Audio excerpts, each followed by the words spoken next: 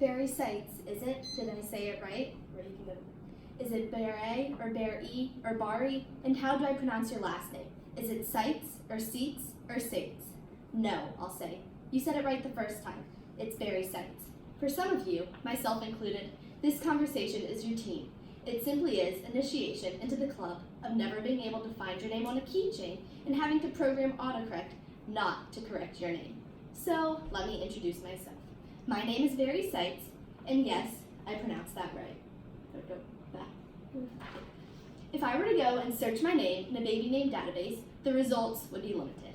Nameberry would tell me my name was a variation of Barry with a Y.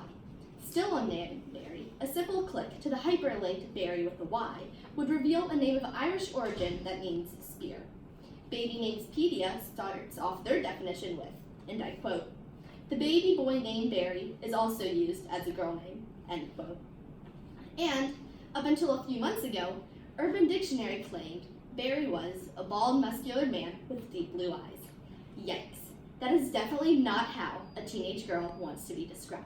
For a large majority of my life, the literal meaning of my name has always left me feeling that way.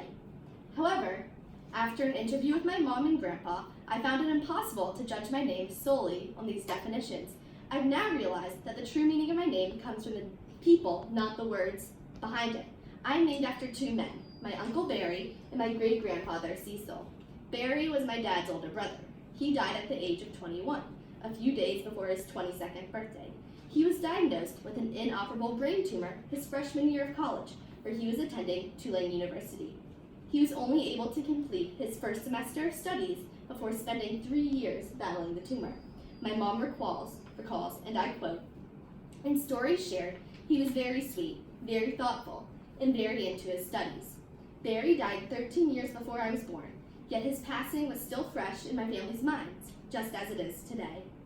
Due in part to this, and partially to the Jewish tradition of naming children in memory of loved family members, I was named Barry with an I.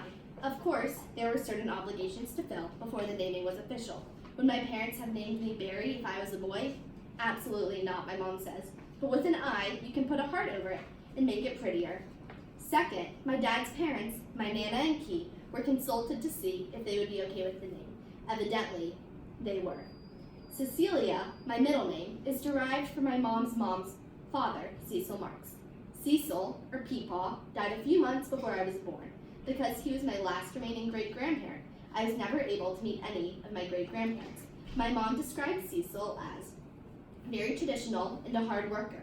He never met a stranger that he didn't love immediately, even if he did not express it. But there isn't anything he wouldn't do for anybody. My mom says that I'm like him in this way. Is it hard for my parents and grandparents to use Barry and Cecil's names on a daily basis? No, my mom replies. It is a constant reminder of those that we loved. Even more, it is not a reminder, but a way to heal for those sad times. L'dor v'dor, as the Jewish phrase goes, from generation to generation. My last name is also a gift of the generations. For information on it, I interviewed my paternal grandfather, Kenny Sights, whom I call Key. Key's father, my great-grandfather, Joe Sights, was born in Poland, in a small town outside of Warsaw. At the age of 9, he left Poland with his family and traveled via boat to the United States.